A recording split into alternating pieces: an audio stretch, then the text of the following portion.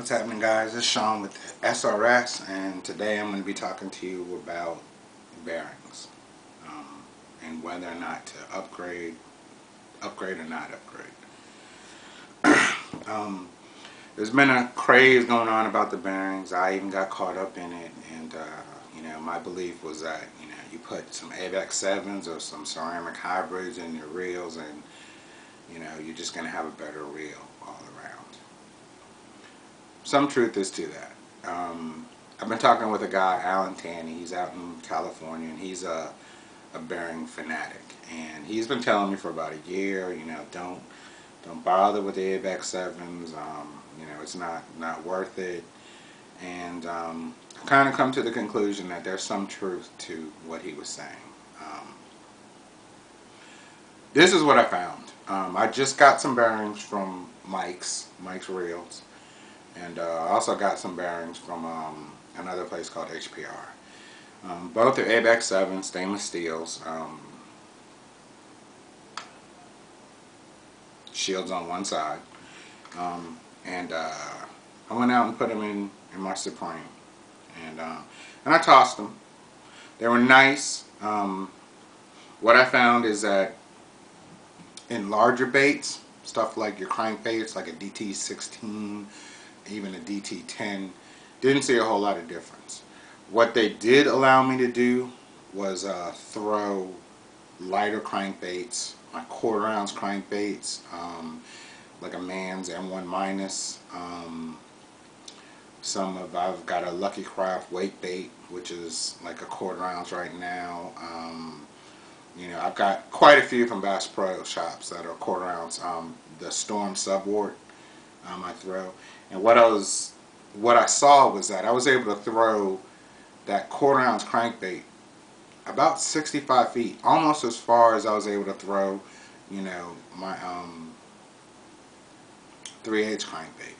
Well, I shouldn't say that, because the 3/8 crankbait I got like 160 feet, but I've not been able to throw my 1/4 ounce crankbaits nearly that far before. So what I kind of came to the conclusion is that the bearings, yeah, they're going to spin faster. They seem to work better with lighter baits, allow you to throw lighter baits further. As far as some of your heavier end ones, I don't think so. Even to say that with rattle traps, lipless crankbaits. And let me tell you what my experience was the first time I ever started really messing with bearings. I had ordered some bearings from Boca, some ceramic hybrids, some orange seals, and I got them, slapped them in a reel that I had, Fluger Supreme, and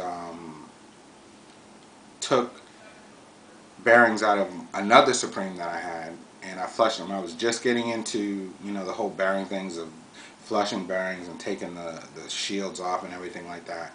So I've been super tuning them for about 2 or 3 years, but I never really messed with the bearings.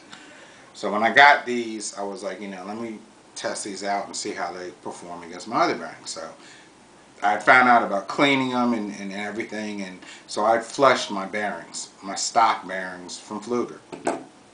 Went out to the lake, threw this one reel, and I was like, wow, it's like I'm getting like, the best I was getting was like 168 feet. I was impressed. And I was throwing it, and then I realized that the reel that I was throwing was not the ceramic hybrids. It was actually my stock bearings from Fluger. So then I picked up the one with the orange seals. I actually had to open it up and look and make sure that it was the right reel. I threw my ones with the ceramics, and I wasn't getting any more distance. I might have been getting an extra 5 feet a cast. It was a different cast. It was, I guess the best way to describe it was a less effort cast, but as far as distance went, I wasn't able to get too much more distance. So I was kind of disappointed. I came back and I was like, ceramic hybrids from Boca are expensive, at least for me. $65 for 3. You know, and those are your main casting bearings. And I was like, wow, I just spent $65 for maybe 5 feet in distance in casting. Um, what I ended up doing and what I would recommend to people is I took them out and I put them in one of my flipping reels, and it was a night and day difference. I love them. Put them in a Quantum, a Curist, you know, nothing special reel. It's got a flipping switch on it, which I love. But what I was able to find is that that reel, well, now I can take a sweet beaver, an ugly otter, any, you know, creature bait soft plastic, you know, that weighs nothing, and I'll actually put it on weightless, and I can pitch it 25 to 30 feet and almost get it in a coffee cup. And that's with a Super Tune reel too. But those bearings, those ceramic hybrids, spin so fast that they allow me to throw in weightless bait. Now, I took, because I have another flipping stick, it's got a code reel on it, and that reel was Super Tune too, but there was a noticeable difference when I tried to flip a soft plastic weightless. So I kind of like it now, because I've got one that's with ceramic hybrids, and the other one, which I've actually put mics in, which they do cast better than the stock bearings. But you know, I actually, you know, that's my weighted one. I put anywhere from 32nd to, you know, an ounce weight on, depending on what I'm trying to flip to or what mats I'm trying to punch or whatever. But that other one, that Accurus with the ceramic hybrids, it's like butter. And you know, if you ever want to throw something weightless, or, you know, even if you want to put a weight on it, it is such an improved flipping reel with those ceramic hybrids. You know, I like having both. I like weightless and not weightless. That way I can kind of see what the fish are trying to hit, whether they want something that sinks fast or whether they want something that flutters down. So for flipping sticks, I would definitely recommend ceramic hybrids. And you know, I did put them in my code too, with just standard ABEX 7s, and that's an improvement. It's not what the ceramic hybrids are, but it is still better over the stock bearings. So this is kind of what I've come to believe. You know, a lot of guys, you know, I've read posts and things on some of the forums I go to, and they're like, you know, I just got ceramic hybrids, I put them in my reel, and you know, they cast incredible. And what I really believe is that, you know, your bearings will get so bogged down with oil, dirt, grease, what have you. It really alters the casting ability of your reel. Because when I flushed my bearings out, and what I found, and now that I'm, you know, really into my bearings, is that some of these stock bearings, they're not too bad. Would I say the ABEX 7s are better? Yeah. So it kind of depends on, you know, what kind of money you have or what you want to invest in a reel.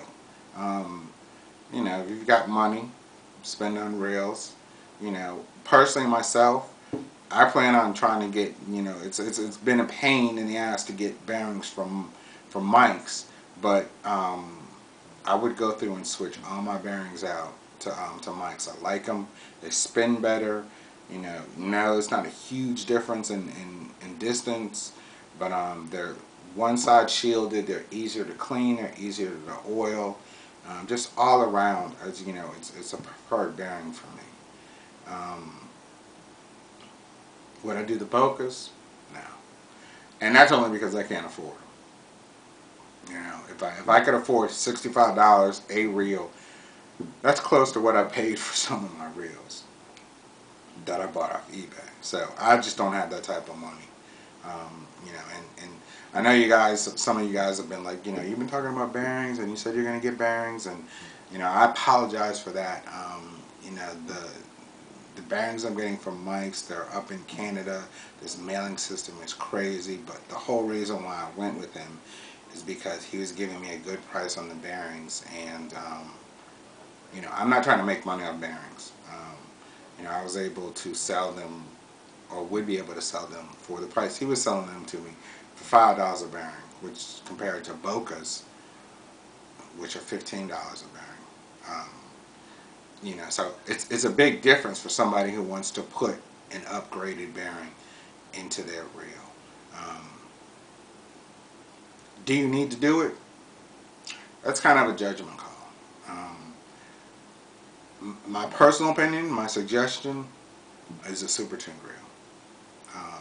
And I know you guys have heard me talking about this, but until I can put one in your hand, I can't explain it to you. If I took, I've taken, one of the experiments I did was I took, a super tuned reel and a non-super tuned reel with bearings in it, and it is a significant difference in just the casting all around. I mean, ABEX 7s are great, but the thing that a super tuned reel deals with is the friction points on your reel. Whether you've got centrifugal brakes or even magnetic brakes, smoothing everything out, taking those friction points off of your reel, make your reel a better performing reel. So, in conclusion, I'm going to try and press Mike to get more of his bearings, because the other thing I do see is, I get quite a few bearings that come in that are, rusted, and they need replacement, and that's another thing that the ceramic hybrids, proclaim, is that, like, they don't rust. Or some people who've got Shimano's and they've got the ARB bearings, the anti-rust bearings. That's all well and good, but maybe your bearings, the balls in the bearings, don't rust, but you got to think about it. The cages are still metal, and they'll rust just as easy as if the bearings were metal. So, how do you weigh that? Yeah, the bearings don't rust as easy, but the cages still do, and the bearings have to turn in the cages. So if my cages rust, what's the significance of me having a anti-rust bearing? That's just my personal thought. And I just wanted to let you guys know about what I'm finding with these bearings. I think money-wise, $15 a reel.